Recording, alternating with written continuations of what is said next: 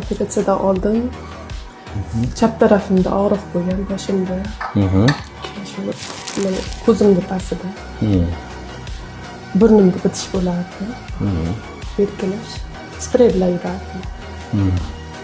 Operatsiyalar yaxshi o'tdi, og'riqsiz. Operatsiyadan keyin hech qanaqa og'riq sezmadim. Xudoga shukr, yaxshiman. Hozir qanaqa? Hid ozgina bo'lsa ham sezdingizmi? Sezib qoldim 2 kun oldindan o'zi sekin-sekin. Ha, yaxshi, alhamdulillah. Bemorimizda taxminan 12 kun oldin septoplastika shadyashi, ya'ni regionalni qiyshaygan joyini o'zini tekislaganimizda, o'ngamir bo'shliqlarida plombirovочный material bor edi. Plombani olganmiz. Chap tomondan polniy zamburug'lar devorlarni surib olgan holatda edi. Burun to'siqlari tep-tekis, burun halqum yo'llari fonda ko'rinib turibdi, chap taraflari.